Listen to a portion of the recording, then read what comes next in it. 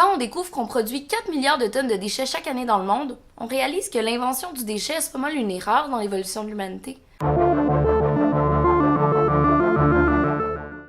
Quel autre être vivant produit des déchets qui sont pas bénéfiques pour la nature à part l'être humain? Dans la forêt, les animaux morts deviennent la nourriture des charognards et des insectes. Les feuilles mortes, elles vont être mangées par les vers de terre qui vont les restituer à la terre sous forme d'éléments fertilisants, ou ces feuilles mortes vont nourrir les plantes qui, eux, vont être mangées par des herbivores, puis les herbivores, eux, ils vont être le festin des carnivores. C'est un cycle sans fin. Si on réussissait nous aussi à récupérer tous nos déchets pour les transformer en une nouvelle utilité, on pourrait dire qu'on vit dans un système d'économie circulaire. Pensez-y.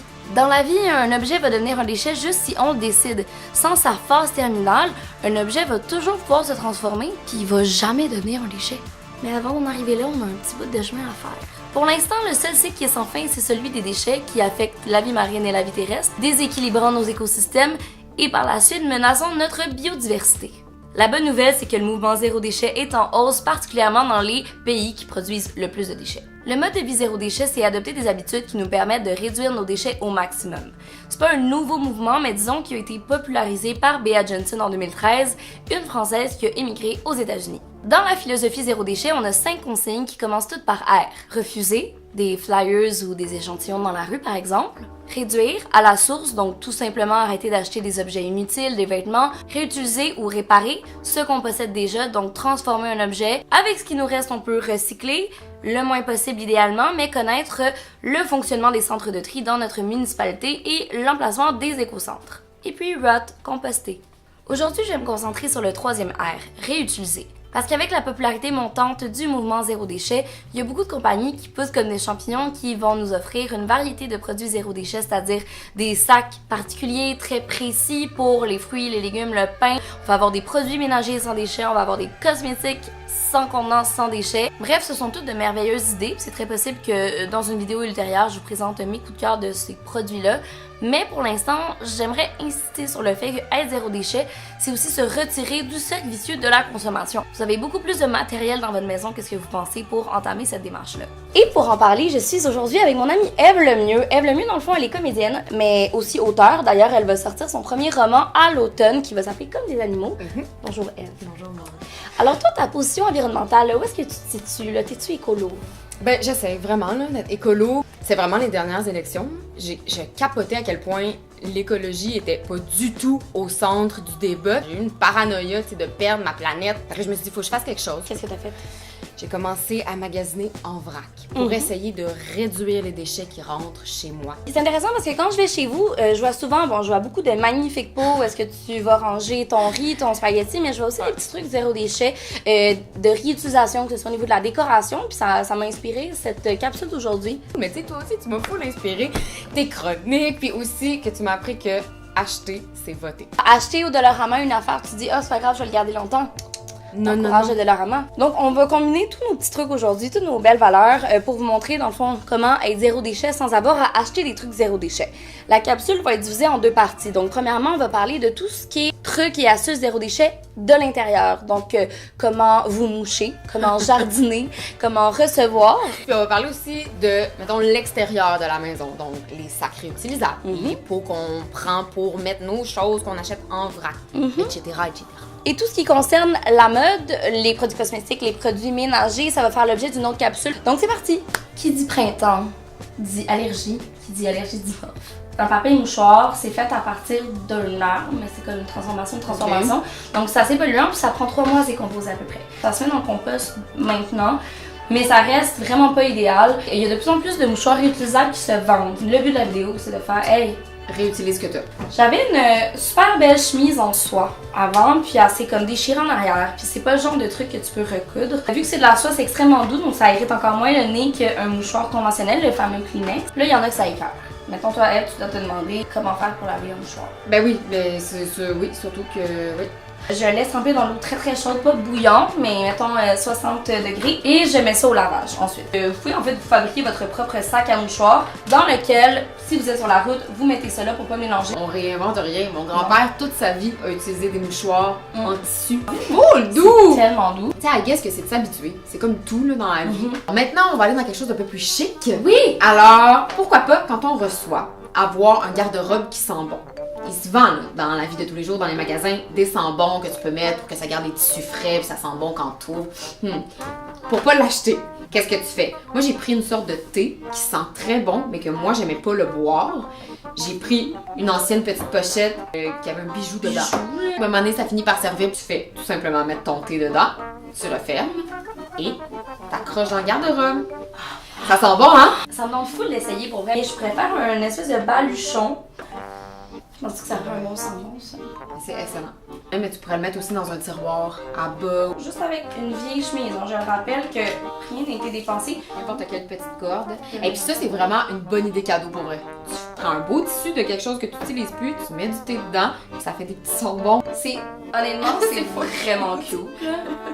Parlons de sambon. Moi, mon truc à moi, c'est de faire bouillir des pelures d'orange dans ma maison pour que ça sente bon quand mes invités arrivent. Pour pas que ça pourrisse, moi, j'ai mis au congélateur. Tu mets tes pelures dans un pot au congélateur, boum boum. Bing, bang, pouf. Puis ce liquide-là, après ça, on peut comme lui donner une troisième vie, en fait. Ah ouais? Oui, on peut le mélanger à du vinaigre blanc, puis ça va faire un push-push nettoyant. C'est pour vrai, c'est tellement nice. Fait que là, juste pour les propriétés sambon, c'est juste de l'eau pis tes pelures. Ouais. Si tu veux ajouter autre chose, vas-y. Genre cannelle ou poudre de clou de girofle pour, mettons, une ambiance des fêtes. Hey, ça sent vraiment bon. Alors, toujours dans le mode réception, oui, on reçoit du monde chez nous. Moi, ce que j'aime beaucoup, c'est les chandelles. Je trouve qu'il n'y a rien comme une chandelle pour donner l'ambiance dans une fête, une soirée intime. Comment réutiliser une vieille bouteille de vin, de mousseux, de mou de pomme, de whatever? Enlever l'étiquette premièrement parce que ça fait plus joli. Je vais vous montrer un exemple, ok? On a immergé la bouteille de mousseux dans le blender plein d'eau chaude. Pourquoi dans le blender? Pas plus que dans le lavabo, parce que le lavabo, ça prend de l'eau en titi. C'est pas compliqué. Si ça fait des grumeaux comme ça, puis que c'est pas le résultat voulu, tu le retrempes dans l'eau, t'attends, puis ensuite tu prends la petite éponge à récurer. Gardez. Oh! Gardez. C'est vraiment comme dans du beurre. Maintenant, on peut faire le test de la chandelle. Ouais, parce que là, mettons, t'as une belle bouteille, bien présentable, qui a pas d'étiquette. L'idée, c'est d'acheter une chandelle, une longue chandelle. Moi, dans mon nouveau mode de vie, j'essaye un peu de boycotter les magasins grande surface cheap, a.k.a. le Dollarama. J'allais me promener hier sur Saint-Denis, je suis rentrée dans une boutique un peu marocaine. Ils vendaient les chandelles à l'unité, donc pas emballées, puis c'est une boutique, c'est pas une chaîne. La base de la chandelle est trop large. Ah! On gosse, on se prend un petit couteau. Non, mais on montre c'est quoi les alternatives. C'est pas très compliqué, puis en plus, la cire, ça se coupe vraiment bien, il y a même quelque chose d'agréable. Le petit bout de l'iceberg de chandelle est dedans. Là, elle est solide, tu sais, mettons, faut pas qu'elle soit chambranlante pour pas que tu fasses mettre le feu dans ta maison, mettons. Ce qui est vraiment le fun avec ce genre de chandelier fait maison, c'est que la cire va couler, puis ça laisse une espèce de résidu de cire, puis si après tu changes, au lieu d'en prendre une blanche, t'en prends une de couleur. Ça fait toutes sortes de couleurs sur la bouteille, ça fait vraiment beau pour vrai. Pendant que ça coule, moi je veux parler de mon autre alternative avec les bouteilles de vin. J'ai acheté une fois un pichet dans ma vie, c'était au Dollarama, il a brisé après une utilisation. Voilà. Les bouteilles de vin blanc que vous avez chez vous, que vos amis laissent chez vous, moi je les rince, je laisse tremper dans du savon pendant 24 heures. Je vide et je remets de l'eau dedans. Encore une fois, il faut enlever l'étiquette. Ça, c'est moi qui essaie d'enlever l'étiquette sans eau chaude. Ça, c'est moi qui essaie d'enlever l'étiquette avec eau chaude. Dernier élément de la section intérieure, c'est les barquettes pour faire les pousses.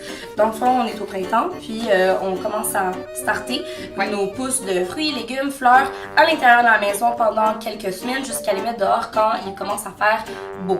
C'est-à-dire pas encore en ce moment. Ça peut-tu arriver un jour, Ça peut arriver un jour. À la place d'acheter des petits contenants en plastique pour mes pousses, je réutilise mes barquettes. Ce qui est bien, c'est souvent de mettre ça dans une serre, si on veut. Donc, pendant la première semaine, ça c'est plus au mois de mars qu'il faut savoir ça, mais il faut qu'il y ait comme un climat où est-ce que il y a beaucoup d'humidité qui est gardée à l'intérieur de la plante. C'est juste pour ne pas acheter une serre en plastique. Tous de pensée étaient dans leur petite maison de serre. Ouais, dans leur petite maison de serre. Quand ils ont commencé à pousser, je les ai libérés. Puis j'attends juste de pouvoir... j'attends juste de pouvoir les mettre dans le jardin. Nous sommes rendus aux objets concernant l'extérieur de la maison, c'est-à-dire les objets qu'on va utiliser pour magasiner, faire l'épicerie. Dans l'optique de récupérer puis réutiliser des trucs, il y a plein d'affaires pour vrai à la maison qu'on a tous. Vous connaissez les sarouels, là, ces espèces de pantalons. Alibaba. Il s'est déchiré comme en plein milieu au niveau de la fourche, là, ça c'est l'histoire de ma vie. J'ai coupé en fait juste avant que la fourche arrête. En fait, c'est comme si j'avais cousu les rebords d'une jupe ensemble. Il y a déjà un élastique ici, fait que je peux mettre soit du riz, je peux mettre bien des affaires, tu sais, puis je peux l'attacher comme ça. Ce que j'ai fait avec les jambes, c'est que avec les sarouels, t'as encore un élastique au bout. Je vais recoudre ça ici, ça va me faire un sac à pain. Grande ciabatta. On n'est pas là aujourd'hui pour vous apprendre à coudre. Honnêtement, je couds, mais de façon très modeste, voire mauvaise. Si vous voulez apprendre la base, juste aller sur YouTube. Mais si ça vous tente vraiment pas, il y a plein d'autres alternatives où vous n'avez pas besoin de coudre. Je ne couds pas. Faut pas que ça m'arrête. Non. C'est pas parce que je couds pas que je peux pas me faire des trucs avec mes affaires chez nous. On veut rendre ça accessible, cette capsule. Voilà. Alors là, moi, je me suis dit, pas de fil, pas d'aiguille, que me reste-t-il? Des épingles à couche. Fait que là, ce que j'ai fait, par exemple, j'ai pris une camisole de ma troupe de théâtre du conservatoire. Je voudrais pas la donner, en tout cas. Je veux qu'elle reste avec moi dans mes affaires.